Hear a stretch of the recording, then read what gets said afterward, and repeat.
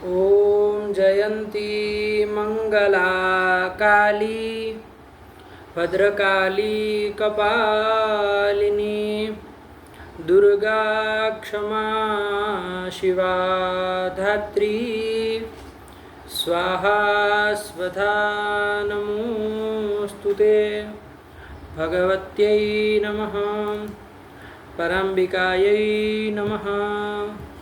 चलिए चला जाए। जी। पाठ लगाए बाबू? जी। समझ में आया? जी। चले क्या देखे पिछले पाठ में? पिछले पाठ में आत्मा के विशेष गुणों को देखे और संस्कार सामान्य का लक्षण देख रहे थे। आत्मा के विशेष गुणों को देखे। कौन आत्मा के विशेष गुणों को देखे? बुद्धि, सुख, दुख, इच्छा, द्वेष, प्रयत्न, धर्म और अधर्म, ये आत्मा के विशेष गुण हैं। ये देखा, बुद्ध्यादयो अष्टौ आत्ममात्र विशेष गुणाः। बुद्धियादि 8 कौन कौन? बुद्धि, सुख, दुख, इच्छा, द्वेष, प्रयत्न, धर्म और अधर्म। अधर्म ये आत्मा के ही विशेष गुण है, अन्य किसी द्रव्य में नहीं रहते, आत्मा में ही रहते। आत्मा मात्र विशेष गुण, मात्र पद दिया ना। चलिए, और इसमें से 3 का नित्यत्व अनित्यत्व बताया। बुद्धि, इच्छा, प्रयत्न, नित्या नित्याश्च। बुद्धि, इच्छा और प्रयत्न नित्य भी है और अनित्य भी है। नित्य कौन भैया? तो कहा नित्या ईश्वरस्य और अनित्या जीवस्य। तो ईश्वरस्य बुद्धि इच्छा प्रयत्नाः नित्याः, जीवस्य बुद्धि इच्छा प्रयत्नाः अनित्याः। इस तरह से बन जाएगा ना। और बाकी के जो 5 बच गए 8 में से, वो सब तो वो अनित्य ही है। ईश्वर में वो सब होते ही नहीं। सुखादि आया कि नहीं? वो जीव में ही रहते और वो सब अनित्य है। आ गया? कोई दिक्कत नहीं। इसके बाद हम लोगों ने क्या देखा बाबू? संस्कार को अंतिम गुण जो 24वां गुण है उसको देखना चालू किया था। तो मूलकार ने तो बस सीधा विभाग कर दिया कि ये जो संस्कार जो गुण है 24वां गुण वो 3 प्रकार का है। संस्कार त्रिविध। क्या 3 भेद बताए? वेग, भावना और स्थिति स्थापक। यही 3 भेद बताए कि संस्कार त्रिविध वेगो भावना स्थिति स्थापक। लक्षण नहीं ने बताया। नहीं। संस्कार सामान्य का कोई लक्षण आचार्य ने नहीं बताया, लेकिन टीकाकार लोगों ने बताया। किन्होंने? पदकृत्यकार ने बताया। जी। क्या बनाया? सामान्य गुणात्म विशेष गुणो भय वृत्ति गुणत्व व्याप्य जातिमान संस्कार। लक्षण के रूप में भी बोलना हो तो क्या बोलोगे? सामान्य गुणात्म विशेष गुणो भय वृत्ति गुणत्व व्याप्य जातिमत्वम संस्कार से लक्षणम। आया कि नहीं आया? आपको क्या करना है? गुणत्व व्याप्य जाति लेनी है ना। और वो भी कैसी होनी चाहिए? जो सामान्य गुण में भी रहे, आत्म विशेष गुण में भी रहे। ऐसी गुणत्व व्याप्य जो जाति है वो जाति आपको लेनी है। और तादृश जाति को लेकर के तादृश जाति मत्वम संस्कार से लक्षणम, यही न कर दिए। लक्षण अच्छे समझ में आया? पिछले पाठ में इसी में समय लगा था।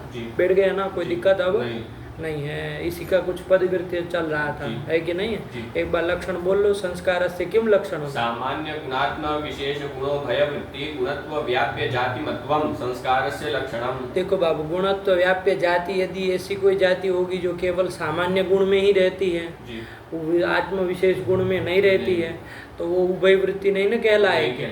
मान लीजिए कोई जाति ऐसी होगी कि जो आत्म विशेष गुण में ही रहती है, सामान्य गुण में नहीं रहती है, और गुणत्व की व्याप्य, तो वो उभय वृत्ति कहलाएगी क्या? वो भी नहीं कहलाएगी।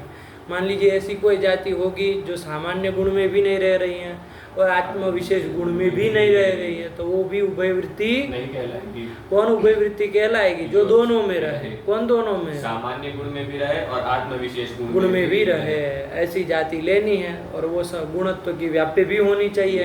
तो ऐसी जाति कौन मिलेगी?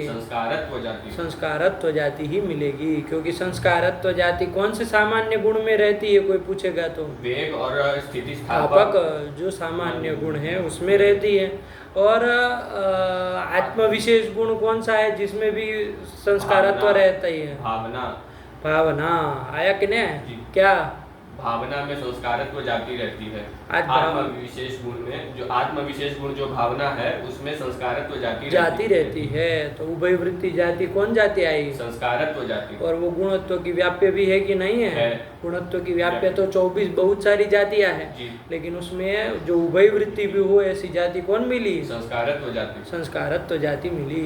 गुणत्व की व्याप्य भी है। और तादृश जाति मान कौन होगा? संस्कार। संस्कार। जाति मत तो किस में जाएगा? संस्कार में जाएगा। तो लक्षण समन्वय हो जाएगा। तो यही तो है, और कोई नहीं ना होगी? नहीं। देख लिए तुम एक एक का निकाल के गुणत्व की व्याप्य रूपत्व आदि सभी में कोई भी ऐसी नहीं होगी। उभय वृत्ति भी हो, आया ना, संस्कारत्व ही होगी। चलिए तो लक्षण बोल लो एक बार। सामान्य गुणात्म विशेष गुणो भय वृत्ति गुणत्व व्याप्य जाति मत्वम संस्कारस्य लक्षणम। लक्षणम। अब पदकृत्य कर रहे थे, तो पदकृत्य ऐसे पीछे से करे जा रहे थे। तो सबसे पहले क्या एकाध कोटि तो हो भी गई थी कि भाई यदि केवल क्या लक्षण बना दिया जाए? जाति मत्वम संस्कारस्य लक्षणम। बैठ गई ना बात? किस तरह से पदकृत्य कर रहे हैं? खाली गुणत्व व्याप्य का कर रहे, मतलब उसी को हटा के मत देखना, आया कि नहीं? पीछे विशेषण एक एक करके क्यों जोड़े गए हैं उस क्रम से दे रहे हैं, आया ना? तो पहले जाति मत्वम यही संस्कार का लक्षण कर ले तो घटादि में व्याप्ति हो जाएगी, क्योंकि जाति करके कौन जाति ले लेंगे? घटत्व जाति ले लेंगे। तादृश जाति मत्वम घट में चला जाएगा तो अतिव्याप्ति। लक्षण कर रहे थे संस्कार का, चला गया घट में, पृथ्वी में, द्रव्य में चला गया तो अतिव्याप्ति हो गई। तदवारणाय क्या कहना पड़ेगा? तदवारणाय गुणत्व व्याप्यत्व ये जाति में विशेषण देना पड़ेगा, आया कि नहीं? वो भले लिख दे कि गुणत्व व्याप्य थी, लेकिन तुमको पता होना चाहिए कि किसमें क्या विशेषण दिया, आया कि नहीं? जाति मान में दिया कि जाति में दिया, ये पता होना चाहिए। तो कहाँ दिया है? जातिमान में दिया है। जातिमान में दिया। जातिमान जो है वो गुणत्व का व्याप्य होना चाहिए। अब घटाओ जरा, कैसे समन्वय करोगे? नहीं हो पाएगा। जाति में दिया जातो, तो तुमको काहे गड़बड़ा जा रहे हो? समझो उसको, खाली ऐसे दो ऑप्शन है तो एक कभी ये चुन लिया कभी वो चुन लिया, तो पदार्थ क्या समझे फिर? हैं क्या कहे?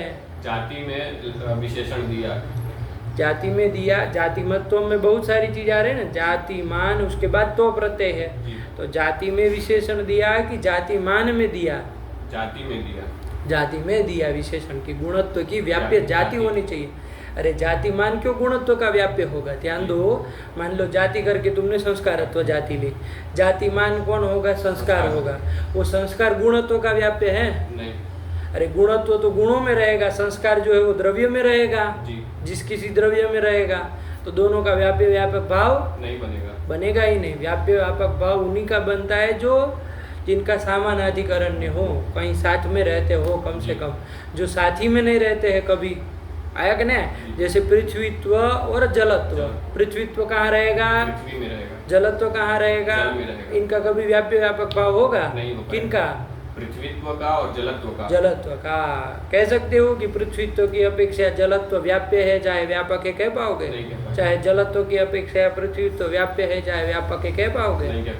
नहीं कह पाएंगे। कम से कम कहीं साथ में तो रहे, साथ में सामानाधिकरण्य तो चाहिए ही कम से कम, तभी कहे। जैसे वर्णी और धूम का कहीं सामानाधिकरण्य मिलता है ना, तभी वहाँ व्याप्य व्यापक भाव बन जाता है। साथ में रह ही नहीं रहा तो क्या व्यापक, क्या व्याप्य नहीं ना हो पाए। तो यहाँ पर यदि तुम ये कहोगे कि गुणत्व व्याप्यत्व विशेषण कहाँ दिया? जातिमान में दिया। जातिमान में दिया तो जातिमान जाति करके संस्कारत्व जातिमान लो ली घटाने के लिए, और जातिमान संस्कार हुआ, वो गुणत्व का व्याप्य होगा? नहीं होगा। गुणत्व कहाँ रहता है? गुण में रहता है। और जातिमान जो संस्कार बना है वो कहाँ रहेगा? तो द्रव्य में रहेगा। साथी में नहीं रहे, कहाँ व्याप्य व्यापक तो दोनों का बैठेगा? नहीं ना बैठेगा। तो क्या कहेंगे? कहाँ विशेषण दिया है? जाति में विशेषण दिया, गुणत्व व्याप्यत्व विशेषण दिया, आया ना? इसमें उलझाओ नहीं, इस ग्रंथों को सरल है। हाँ, तो क्या बन गया? तो गुणत्व व्याप्य जाति मत्वम संस्कार से लक्षणम। हाँ, अब कहाँ अतिव्याप्ति आई थी? खाली इतना ही लक्षण करेंगे। गुणत्व व्याप्य जाति कहाँ अतिव्याप्ति आई थी? घटादि में अतिव्याप्ति आई थी। उसका वारण होगा कि नहीं होगा ये भी तो देखना है। अरे भाई आपने कहा था कि जाति मत्व हम लक्षण करेंगे तो घटादि में अतिव्याप्ति होगी। तो अब जब ये विशेषण दिया तो वारण भी तो होना चाहिए कि खाली बस दोष ही गिनाएंगे, दोषों का वारण भी तो करना है। तो वारण करो पहले, तब तो- फिर दूसरा दोष तो देना। घट में अतिव्याप्ति हो रही थी, तो अब हम लक्षण बना दिए हैं गुणत्व व्याप्य जाति मत्वम। तो अब घट में अतिव्याप्ति किसका नहीं- लक्षण ये बोलो। तो गुणत्व व्याप्य जाति धीरे देखा है, तुमको कहीं खत्म करना है तुमको कुछ, तो आराम से बोलो। गुणत्व व्याप्य जाति मत्वम संस्कार से लक्षणम, ये कर दिया। अब घट आदि में अतिव्याप्ति नहीं होगी। क्यों नहीं होगी? क्योंकि गुणत्व की व्याप्य जाति तो हम रूपत्व रसत्व ये सब जाति होगी, गुणत्व की व्याप्य जाति घटत्व जाति नहीं होगी। तो जो वारण करना है उस संस्कार ही बोलो ना। रूपत्व होगी तो वो कोई आपके लिए अच्छी बात तो है नहीं। गुणत्व की व्याप्य रूपत्व जाति यदि तुम यहाँ बोलोगे तो आदमी तो दूसरे दोष में चला जाएगा। तुमको तो प्रथम दोष का वारण न करना है, तो उतना ही अंश बोलो कि जिससे घट आदि में अतिव्याप्ति का वारण हो जाए। क्या बोलोगे? तो गुणत्व की व्याप्य जाति करके हम संस्कारत्व जाति ही लेंगे, तो गुणत्व की व्याप्य जाति घटत्व जाति नहीं होगी। तो अति दोष का समन्वय के तो तुम इधर उधर की बातें काहे बोल रहे हो? क्या दोष का आया था कि घट में अतिव्याप्ति हो, उसका वारण करना है, दूसरा कुछ कहना ही नहीं आपको। तो कैसे वारण करोगे घट आदि में अतिव्याप्ति का? तो गुणत्व की व्याप्य जाति हम घटत्व जाति नहीं ले सकते। हाँ, तो क्यों नहीं ले सकते? क्योंकि घटत्व तो घट में रहेगा, हाँ। और गुणत्व तो गुण में रहेगा। तो गुणत्व की व्याप्य जाति तो 24 गुणों में रहेगी। हाँ, तो अब घट में लक्षण नहीं जाएगा। हाँ, चलो इधर उधर का मत फैलाओ, रायता मत फैला दिया करो।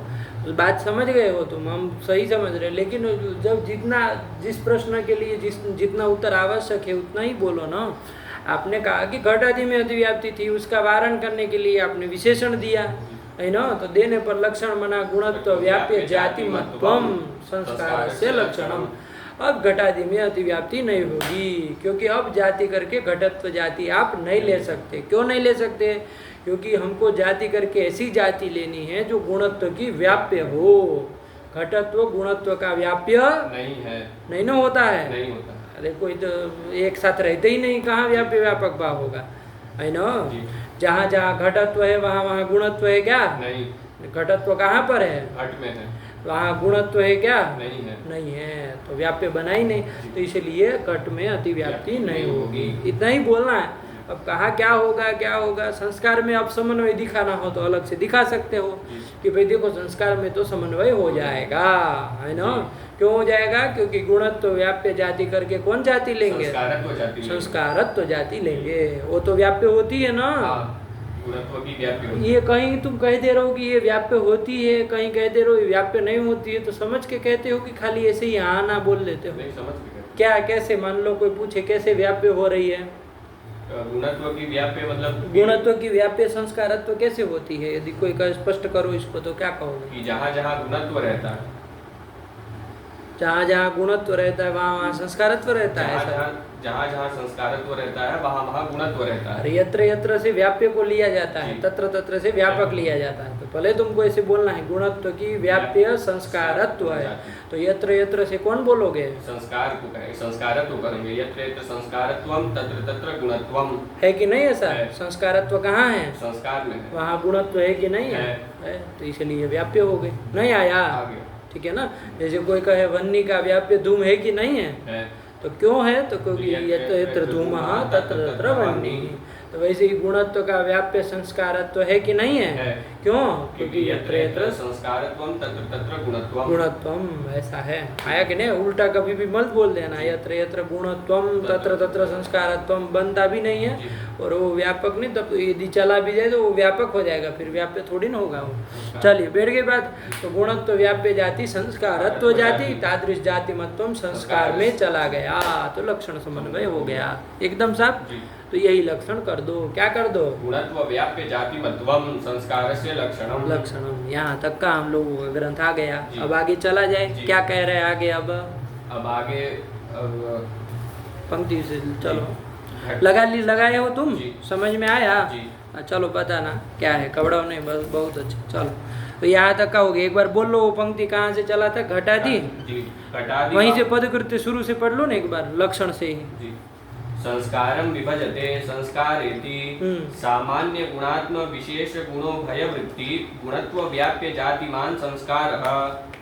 तो ये घटादिवारणाय गुणत्व व्याप्येति। बहुत सुंदर आ गया जी। ये अंश जी। ये छोटी छोटी पंक्तियां लेकिन बोलना है सब बहुत कुछ बातें। हाँ चलो फिर संयोगादिवारणाय आत्म विशेष गुणो भय वृत्ति इति। हाँ देखो ये ध्यान देने वाली बात है ना। तो क्या मतलब लक्षण बना दिया आपने संस्कार का? गुणत्व व्याप्य जाति मत्वम संस्कार से लक्षण। तो कहाँ अतिव्याप्ति कह रहे हैं? इतना संयोगादि। लक्षण बनाएंगे तो संयोगा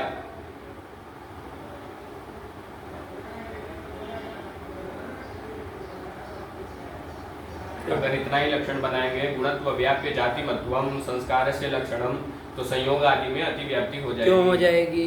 क्योंकि गुणत्व की व्याप्य जाति संयोगत्व तो जाति भी होती जाएगी। है आए कि नहीं आए? है ना। अरे सब बहुत सारी होती संयोगत्व भी होती तादृश जाति मत तो कहाँ चला जाएगा? संयोग में चला जाएगा। तो संयोग आदि में अतिव्याप्ति हो जाएगी। संयोगत्व विभागत्व आदि लेकर के संयोग आदि में अतिव्याप्ति हो जाएगी ना। उसका वारण करने के लिए क्या विशेषण देना पड़ेगा? आत्म विशेष गुण वृत्ति। ये आत्म विशेष गुण इन्होंने क्या लिखा है? आत्म विशेष गुणों भय वृत्ति ये लिख दिए। देखो यहाँ गड़बड़ थोड़ी हो गई ना। जी। क्योंकि क्या कह रहे हैं कि आत्म विशेष गुणों भय वृत्ति। आत्म विशेष गुण तो अभी तो आप खाली आत्म विशेष गुण ही कह रहे हो ना। तो उभय कहाँ से आया? अरे उभय शब्द का प्रयोग तो तब करे जब दोनों कहो। सामान्य गुण और आत्म विशेष गुण दोनों का उल्लेख हो तब तो उभय शब्द का प्रयोग करें। एक ही है तो उभय कहाँ से आएगा? इसलिए उभय को मत अभी डालना। भले लिख दिया इन्होंने। आया ना? विचार किया अपने से कैसे कि अभी तो आत्म विशेष कर रहे हैं, उभय क्यों कह रहे हैं? उभय क्यों आएगा? उभय तो दोनों कहेंगे और आत्म विशेष गुण भी कहेंगे तब उभय शब्द का प्रयोग किया जाएगा। आया कि नहीं? घट और पट दोनों को कहना हो तो घट पट उभय कहा जाएगा। खाली घट एक अकेले एक घट को लाना हो तो घटोभय क्यों कहेंगे? नहीं ना कहेंगे। घटोभयम आनय नहीं ना कहा जाता। घटपट दोनों को लाना हो तो कहेंगे घटपटोभयम आनय। समझ में आ रही बात? उभय को छोड़ के चलना। अभी उभय का कोई मतलब नहीं है। तो क्या बने? क्या विशेषण देना पड़ेगा? आत्म विशेष गुण वृत्तित्व। कहाँ विशेषण देंगे? जाति में विशेषण देंगे। बहुत सुंदर। तो क्या लक्षण बन जाएगा? आत्म विशेष गुण वृत्ति गुणत्व व्याप्य जाति मत्वम संस्कार से लक्षणम यही कर देंगे। तो अब गुणत्व की व्याप्य जाति कैसी लेनी? जो आत्म विशेष गुण में वृत्ति भी हो ऐसी जाति लेनी है। तो अब बताओ वो संयोगत्व ले सकते हो क्या? नहीं ले सकते हैं। संयोगत्व को नहीं ले सकते क्योंकि वो आत्मा के कोई भी विशेष गुण में वृत्ति वो संयोगत्व जाति नहीं है। आत्मा के विशेष गुण क्या क्या है जरा बताओ तो। आत्मा के विशेष गुण बुद्धि, सुख दुख, इच्छा द्वेष, प्रयत्न, धर्म अधर्म और भावना नहीं है क्या? तो कहाँ है उसको छोड़ रहे हो? बुद्धि, सुख, दुख, इच्छा, द्वेष, प्रयत्न, धर्म, अधर्म और भावना ये सब आत्मा के विशेष गुण है। उसमें कहीं भी संयोगत्व नहीं रहा। आत्म विशेष गुण वृत्तित्व उसमें नहीं गया। तो वो जाति करके संयोगत्व नहीं ले सकते। संस्कारत्व ले सकते। तो संयोग आदि में अतिव्याप्ति का वारण हो गया कि नहीं हो गया? तो लक्षण क्या बन गया एक बार बोलो। आत्म विशेष गुण वृत्ति गुणत्व व्याप्य जाति मत्वम संस्कार से लक्षणम। ये कर दिया। बहुत सुंदर। अब एक बार समन्वय भी करते चलो। तो उसमें संस्कार में होना भी चाहिए। तो संस्कारत्व जो गुणत्व व्याप्य जाति संस्कारत्व जाति है वो तो आत्म विशेष गुण वृत्ति है कि नहीं है? कौन आत्मा के विशेष गुण में वृत्ति है? भावना। आत्मा का विशेष गुण हुआ भावना, उसमें वृत्ति है संस्कारत्व जाति और गुणत्व की व्याप्य भी है। तो वो लेकर के तादृश जाति मत्वम संस्कार में चला जाएगा। समन्वय हो ये भी दिखा दिया करो एक एक बार है ना। कोई विशेषण दो पता चला असंभव ही लग गया विशेषण देते देते।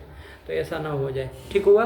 एक बार बोलो लक्षण। आत्मा विशेष गुण वृत्ति गुणत्व व्याप्य जाति मत्वम संस्कार से लक्षणम यही कर दिया। तो वही लिखे पढ़ो। संयोगादि वारणाय आत्म विशेष गुणो भय वृत्ति थी। भले ऐसे लिखे लेकिन उभय शब्द नहीं आएगा है ना। चलो ध्यान रखना अपने से काटना पीटना नहीं। खाली नीचे नोट करना हो तो एक कर लेना कि उभय शब्द अभी नहीं आएगा।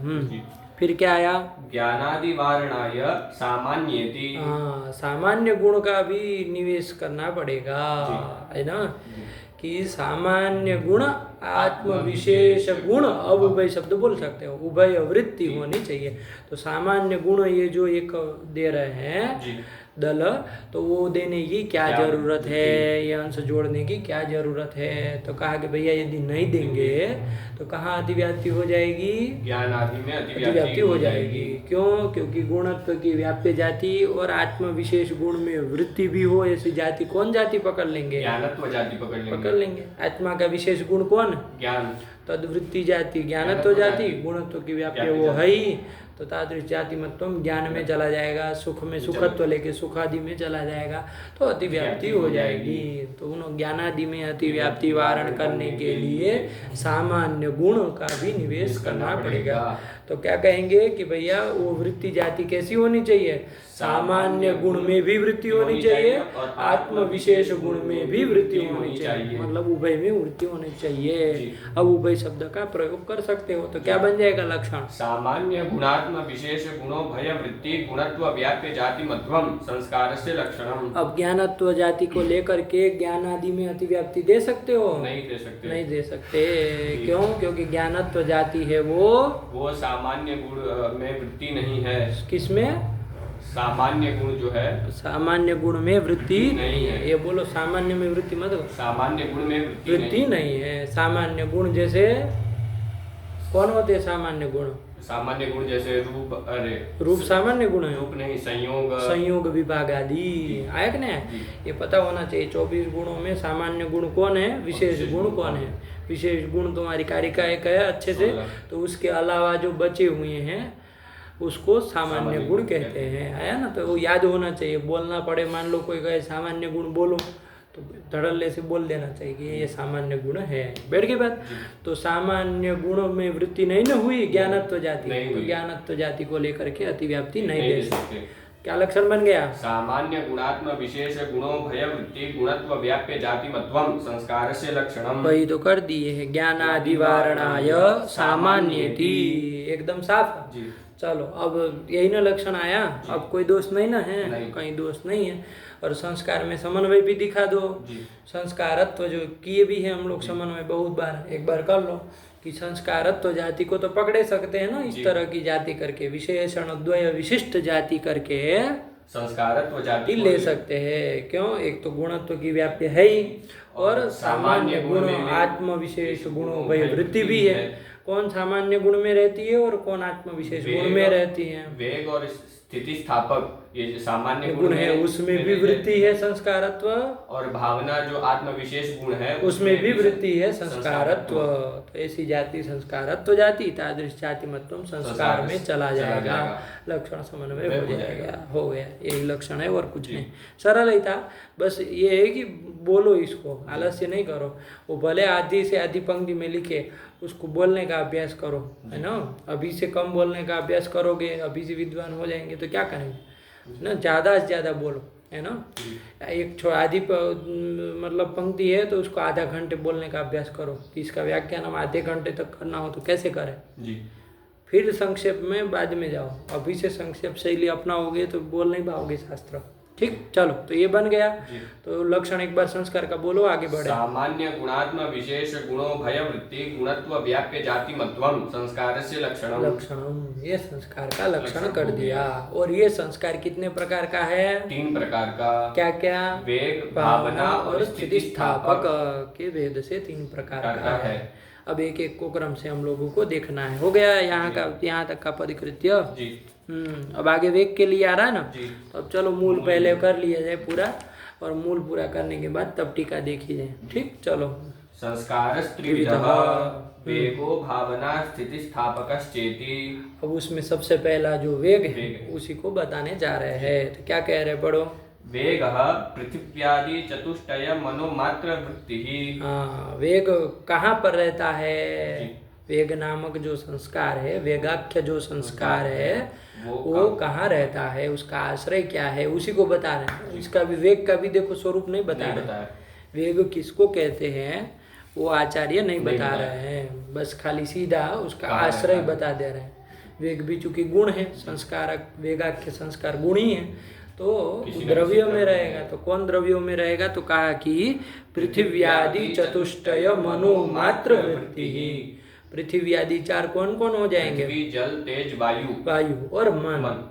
मन पांचवा अलग से गिना है ना। पृथ्वी आदि चतुष्टय चतुष्टय। चार आ गए और मन। तो टोटल कितने हो गए? 5। तो 9 द्रव्यों में से जो 5 द्रव्य है कौन कौन? पृथ्वी, जल, तेज, वायु और मन।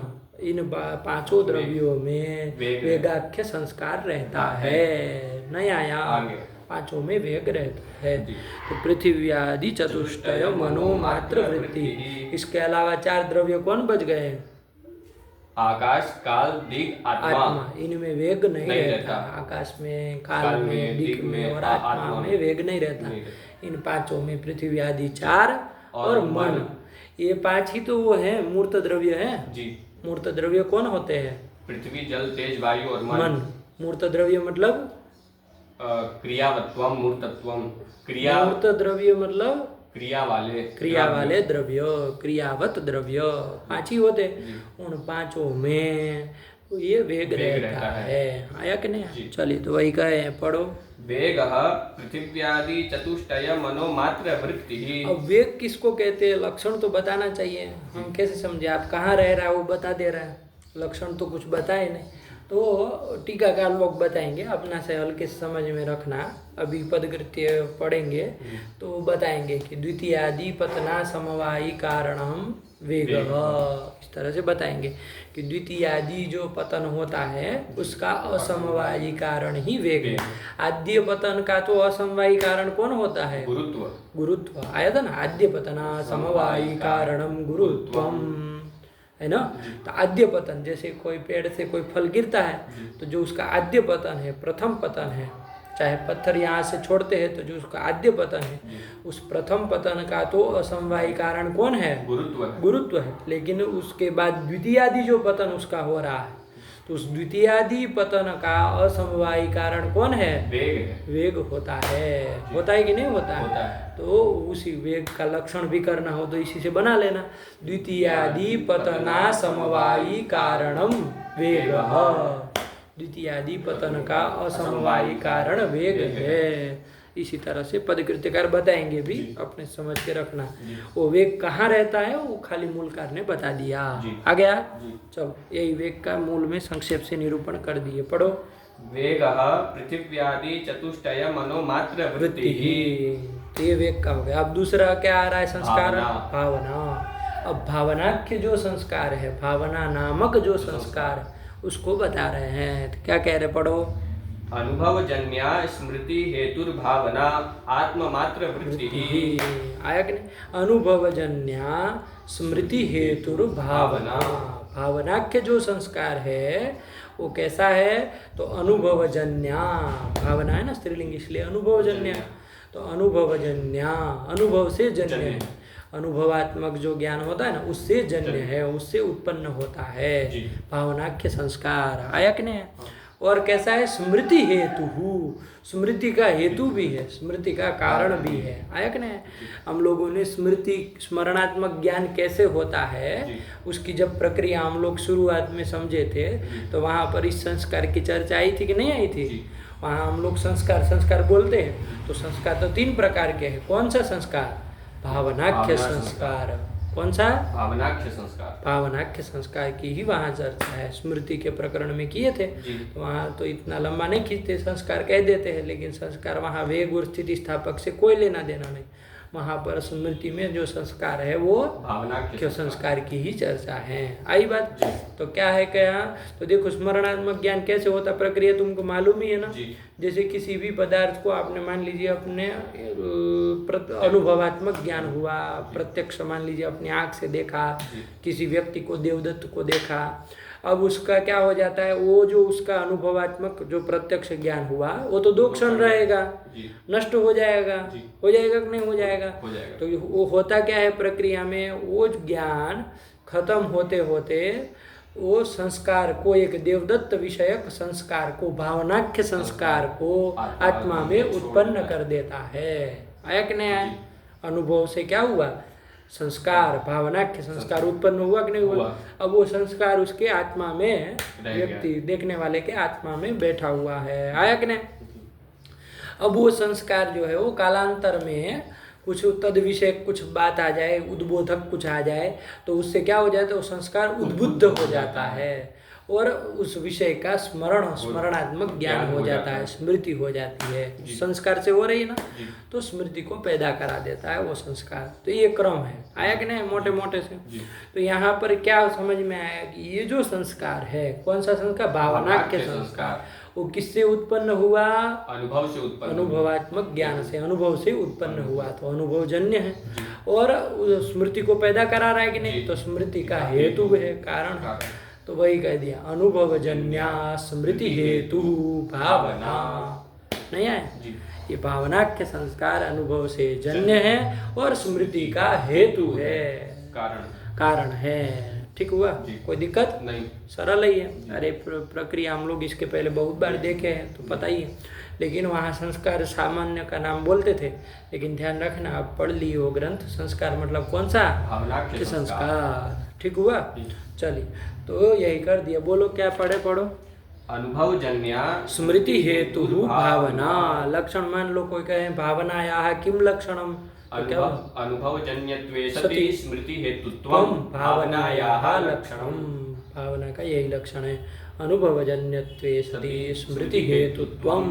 आया कि नहीं? भावनायाः लक्षणम। नहीं आया? आगे चलो, पदिकृत्य अपने से करना हो तो कर पाओगे?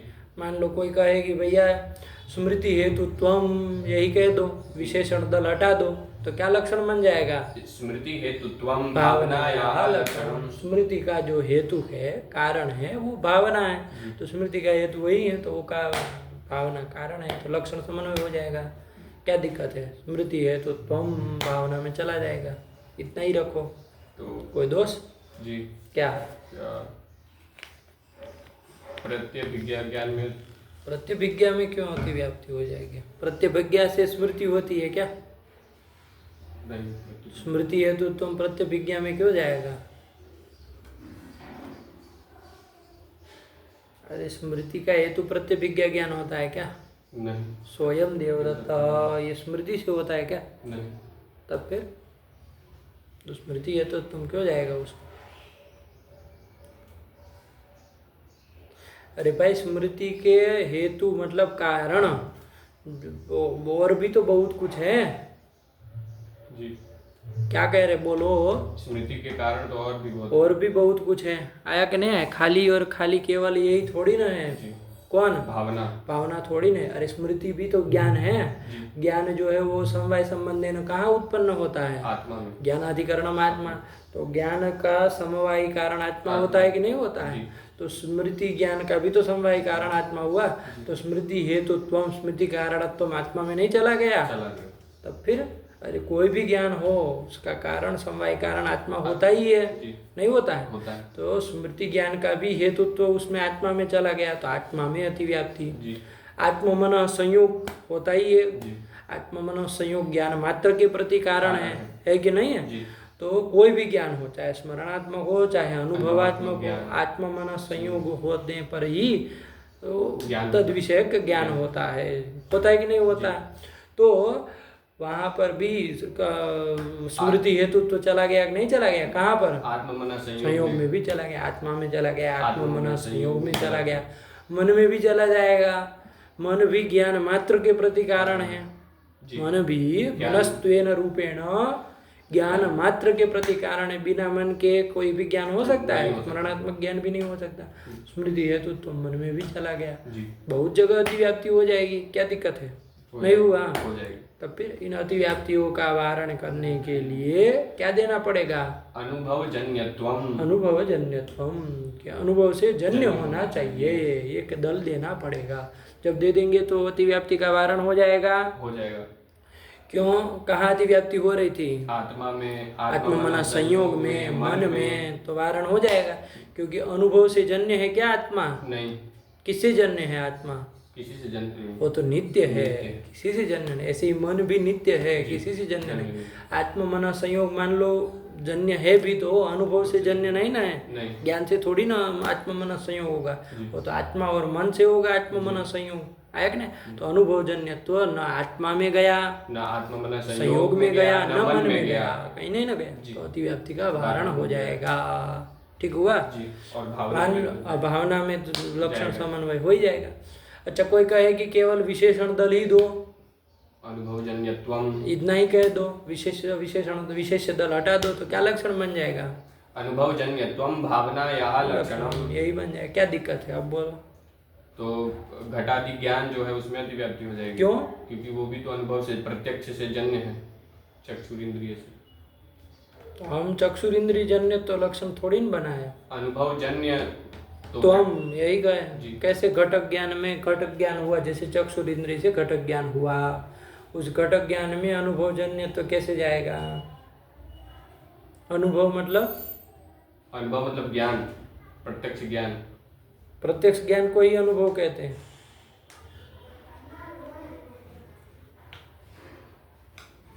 नहीं, अनुभव तो 4 प्रकार का है। अनुभव 4 प्रकार का है। अरे बाबा, अनुभव 2 ही प्रकार का है। 2 प्रकार का, यथार्थ अनुभव, अयथार्थ अनुभव। फिर यथार्थ अनुभव 4 प्रकार का, अयथार्थ अनुभव 3 प्रकार का। तो फिर उसी को ना सबको मिला के ना 7 को अनुभव कहते हैं। तो प्रत्यक्ष भी आ गया, वो भी अनुभव है। तो घटक ज्ञान में कैसे गया, हमको ये नहीं समझ में आया। घटक ज्ञान में अनुभव जन्य तो खुद अनुभव है, तो समझ में आ रहा। घटक ज्ञान जो चक्षुरिंद्रिय से हुआ, घट का ज्ञान, वो स्वयं अनुभव है। अनुभव जन्य तो उसमें कैसे गया, ये नहीं समझ में आया। नहीं समझे? समझ गए।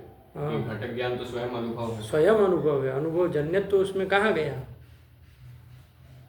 जी। क्या जी? वो प्रत्यक्ष ज्ञान हुआ, उसी से तो जन्य कहेंगे ना घटक ज्ञान को। मतलब प्रत्यक्ष ज्ञान, कौन ज्ञान? मतलब प्रत्यक्ष घट का हमको प्रत्यक्ष हुआ, अनुभव हुआ, ज्ञान हुआ जी। प्रत्यक्ष अनुभव ज्ञान हुआ। हाँ, अब उससे फिर क्या हो रहा है? उससे वापिस वही हो रहा है। अरे घटक ज्ञान जो तुम कह रहे हो, चक्षुरिंद्रिय से घट का प्रत्यक्ष ज्ञान हुआ, वही तो अनुभवात्मक ज्ञान है। उससे जन्य थोड़ी ना, अनुभव जन्य तो कहाँ जाएगा? स्वयं अनुभव है। अनुभवत तो उसमें रह सकता है, अनुभव जन्य तो थोड़ी ना उसमें रहेगा। होगी अतिव्याप्ति? नहीं होगी। कहाँ? घटक ज्ञान में। क्यों नहीं होगी? समझे कि खाली बस बोल देते हो अपने मन से? वो क्योंकि वो स्वयं अनुभव ही है। हाँ, तो जन्य तो होगा नहीं। अनुभव जन्य तो उसमें नहीं जाएगा। नहीं जाएगा। तो कहाँ अतिव्याप्ति फिर? अरे बकलो, ध्वंस के प्रति प्रतियोगी भी कारण होता है। जैसे घट ध्वंस हुआ तो उसके प्रति घट भी कारण है। वैसे ही अनुभव जो ज्ञान है उसका भी तो ध्वंस होगा, है ना। अरे 2 क्षण के बाद ध्वंस हो ही जा रहा है, तो उसके प्रति कौन कारण होगा? अनुभव कारण होगा। अनुभव कारण होगा। तो अनुभव जन्यत्वम कहाँ चला गया? अनुभव ध्वंस में चला गया। ध्वंस में चला गया। अनुभव ध्वंस कौन सी चीज है? ये 7 पदार्थों अभाव में है, प्रध्वंस अभाव है। तो अनुभव जन्यत्वम अनुभव ध्वंस में चला गया। तो लक्षण कर रहे थे भावना का, चला गया अनुभव ध्वंस में, तो अतिव्याप्ति नहीं हुई। तो उसमें अतिव्याप्ति वारण करने के लिए, किसमें? अनुभव ध्वंस में अतिव्याप्ति वारण करने के लिए क्या कहना पड़ेगा? स्मृति हेतु ये दल, विशेष्य दल देना पड़ेगा। दे देंगे तो वारण हो जाएगा। क्यों? क्योंकि वो अनुभव ध्वंस है, वो स्मृति का हेतु नहीं है, स्मृति का कारण नहीं है। अनुभव ध्वंस से स्मृति नहीं ना पैदा होती है। अरे स्मृति होगी तो संस्कार से होगी, है नो। अनुभव ध्वंस से नहीं ना होती है। चलो, तो इसीलिए अतिव्याप्ति का वारण हो जाएगा। तो क्या लक्षण बन गया? अनुभवजन्यत्वे सति स्मृति हेतुत्वम भावनायाः लक्षणम। और ये भावना कहाँ रहती है? तो ग्रंथकार ने बता दिया आत्ममात्र वृत्ति ही, कि भावना के संस्कार केवल आत्मा में ही रहता है। बैठ गए बात? आत्ममात्र वृत्ति ही हो गया। तो इसी के साथ हम लोगों का 2 संस्कार देख लिए। कौन कौन? वेग और भावना। वेग कहाँ कहाँ रहता है? वेग पृथ्वी जल तेज वायु और मन में रहता है। 5 में रहता है और भावना आत्मा मात्र में ही रहता है। भावना आत्मा में ही रहती। हो गया एकदम साफ। ठीक, चलो आगे चले। अब तीसरा संस्कार कौन है? स्थिति स्थापक। तो स्थिति स्थापकाख्य जो संस्कार है अब उसका निरूपण करने जा रहे हैं कि भैया स्थिति स्थापक संस्कार कौन है, कहाँ रहता है, तो उसी को बता रहे। पढ़ो। अन्यथा कृतस्य पुनस्तदवस्थापादकः स्थिति स्थापक आया कि नहीं? स्थिति स्थापक किसको कहते हैं? तो कहा भैया अन्यथा कृतस्य पुनस्तदवस्थापादकः। अन्यथा कृतस्य है ना, अन्यथा कृत मतलब अन्य प्रकार से किया हुआ जो है वो पुनस्तदवस्था को प्राप्त करता है। तो उस पुनस्तदवस्था को जो प्राप्त कर रहा है वो प्राप्त कराने वाला जो है वो है स्थिति स्थापक। जैसे एक उदाहरण से समझो तब समझ में आएगा। जैसे चटाई है, मोड़ी हुई रहती है ना ऐसे, तो उसको जब आप खोलते हैं तो वापिस मुड़ जाती है। हो जाती है कि नहीं हो जाती है? तो पुनस्तदवस्था का पहले मुड़ी हुई थी, आपने उसको खोला। जैसे योगा होगा वो मैट लेके जाते हैं ना लोग, मैट लेके जाते योगा करने के लिए, तो वो जो चटाई जैसा कट जैसा जो होता है तो उसको जब आप अन्य प्रकार से उसको खोलते हैं तो वापिस वो क्या हो जाता है, अपने आप पुनस्तदवस्था प्राप्त कर लेता है। उसकी जो पहले मुड़ी हुई अवस्था थी वैसी अवस्था को प्राप्त कर लेता है, वापिस मुड़ जाता है। हो जाता है कि नहीं? तो वो पुनस्तदवस्था को जो प्राप्त किया, उस पुनस्तदवस्था का आपादक है ना, उस कराने वाला, उस अवस्था को प्राप्त कराने वाला जो गुण है, उस गुण का नाम ही स्थिति स्थापक आख्य संस्कार है, स्थिति स्थापक है। आया कि नहीं? अन्यथा कृतस्य पुनः तदवस्था पूर्वावस्था पादक, पूर्व अवस्था का आपादक, आपादन कराने वाला, पूर्व अवस्था को प्राप्त कराने वाला जो गुण है ना, वो स्थिति स्थापक नाम का गुण है। उसमें स्थिति स्थापक नाम का गुण है, इसलिए वो ऐसा हो रहा है। यदि स्थिति स्थापक गुण न हो तब फिर वो वापिस वो अवस्था को प्राप्त नहीं करता है। केवल यही नहीं, खाली चटाई में ही कट में ही नहीं कह रहा। जैसे पेड़ है, पेड़ की डाली को ऐसे खींचते हो, फिर छोड़ दोगे तो वापस अपनी अवस्था को प्राप्त कर लेता है। कर लेता है कि नहीं? कर। तो क्यों हुआ? क्योंकि उसमें स्थिति स्थापक गुण है। उस गुण के कारण ही वो अवस्था को प्राप्त किया। समझ में आए? तो अन्यथा कृतस्य, अन्येन प्रकारेण कृतस्य है ना, पुनस्तदवस्थापादक, पुनः वो पूर्वावस्था को प्राप्त कराने वाला आपादक जो गुण है उसको क्या कहते हैं? स्थिति स्थापक कहते हैं। बैठी बहुत जगह ऐसा देखने को मिलता, नहीं मिलता? जैसे कागज होता है नया एकदम, तो उसको ऐसे गोल गोल मोड़ के फिर रबर लगा देते हैं, ऐसे मोड़ के लगा दी। अब मान लीजिए कभी आप रबर खोल के ऐसे खोलेंगे कागज को तो वापिस मुड़ जाता है कि नहीं मुड़ जाता है? बहुत बार ऐसे पकड़ के करना पड़ता है तब जाके, वरना आप लिख भी नहीं पाएंगे, मुड़ जाएगा तुरंत। तो वो जो पुनस्तदवस्था को प्राप्त करता है वो आपादक कौन है उसका? स्थिति स्थापक गुण है। उसमें कागज में, चाहे उस चटाई में, चाहे उस पेड़ की डाली में, उस सब में वो स्थिति स्थापक गुण है, जिसके कारण वो अवस्था को प्राप्त कर रहा है। बेटी बात ऐसे कहीं भी बहुत जगह देख सकते हो। आया कि नहीं? तो वही कह रहे अन्यथा कृतस्य पुनः तदवस्थापादकः स्थापकः, है ना। और कहाँ रहता है ये भैया स्थिति स्थापकाख्य संस्कार? तो कहा कटादि पृथ्वी वृत्ति ही। कटादि जो पृथ्वी है, पृथ्वी में ही रहता है और किसी में नहीं। लेकिन कौन सी पृथ्वी में? सभी पृथ्वी में रहता है ऐसा भी नहीं। कटादि जो पृथ्वी है, कट मतलब चटाई आदि से, पेड़ की डाली ले लीजिए, कागज ले लीजिए, और भी जो चीज़ है ना, दरवाजे भी मान लीजिए अपने आप पुनस्तदवस्था को प्राप्त कर लेता है तो ले लीजिए। जो भी ऐसी चीज़ है जो पुनः, जैसे कुत्ते की पूँछ है, उसको आप ऐसे खींच लेंगे तो सीधी हो जाएगी, फिर छोड़ देंगे तो पुनः मुड़ जाएगी, टेढ़ी हो जाएगी, तो पुनस्तदवस्था को प्राप्त कर दी। तो उसमें भी स्थिति स्थापक गुण है। आया ना? तो चलो, तो वही कर दे। कहीं कहीं मान लीजिए चटाई ऐसी भी आती है कि उसको खोल देंगे, जैसे आसन है तो उसको ऐसे खोल दो, कहाँ वो मुड़ता है, नहीं मुड़ता है। तो उसमें स्थितिस्थापक गुण नहीं है। किसी में कम होता है तो कम ही मुड़ता है, किसी में होता ही नहीं तो होता भी नहीं, मुड़ता भी नहीं, आया कि नहीं। तो वो कार्य को देख के आपको देखना है कि कहाँ पर है, कहाँ कम है, कहाँ ज़्यादा है, ये सब अनुमान अपने से कर लेना है। चलिए हो गया। तो वही कह रहे, पढ़ लो एक बार स्थितिस्थापक को।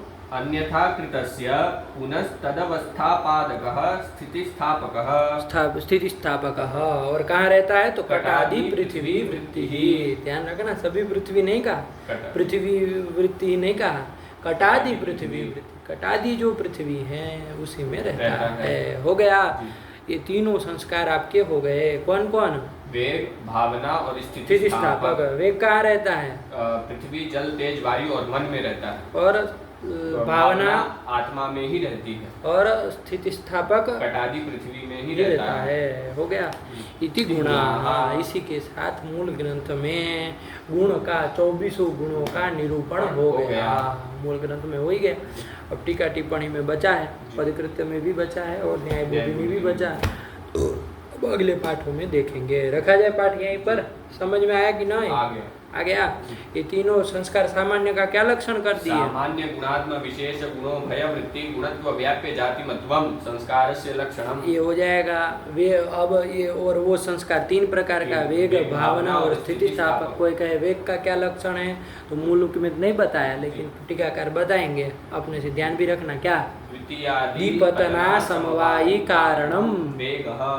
लक्षण बोलना हो तो द्वितीयादि पतना समवायी कारणत्वम वेगस्य लक्षणम। चाहे स्वरूप भी बोल दो तो कोई दिक्कत नहीं। तो ये वेग हो गया।